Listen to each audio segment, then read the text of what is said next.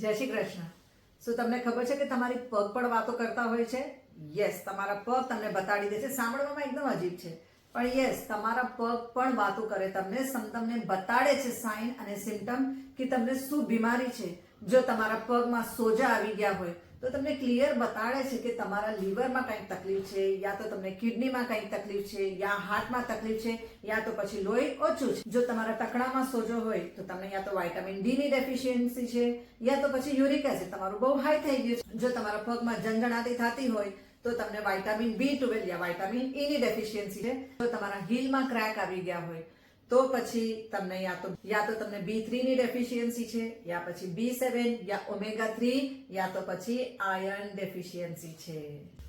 જો તમારા પગ એકદમ ઠંડા પડી જતા હોય તો પછી યા તો તમને આયોડિન ઓછું છે, યા તો પછી લોહી ઓછું છે. તમારી એડી બહુ દુખતી હોય, તમે બેસીને આમ ઉઠવા ગયા ને તમને એમ લાગે કે હવે ઉઠાતો નથી, બહુ તકલીફથી તમે ઉઠો છો, એડીમાં એટલો દુખે છે, તો પછી યા તો તમને લોહી ઓછું છે, યા આયોડિન ઓછું છે, યા પછી વિટામિન ડી, યા પછી કેલ્શિયમની ડેફિશિયન્સી છે. જો તમારા પગમાં ક્રેમ્પ આવતા હોય, અડધી રાત્રે આપણે સૂતા હોય ને એકદમથી પગમાં ક્રેમ્પ આવ્યા, તો સોડિયમ યા પોટેશિયમ યા પછી B12 ની ડેફિશિયન્સી છે.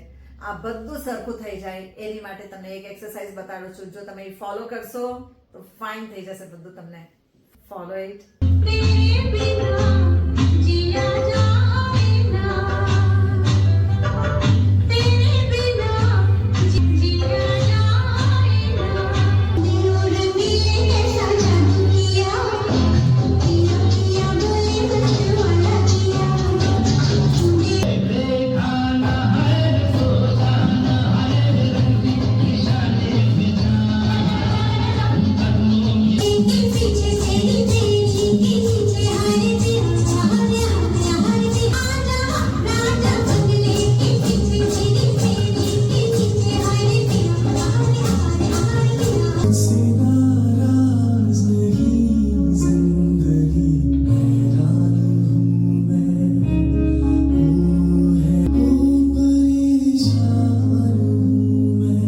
જય શ્રી કૃષ્ણ.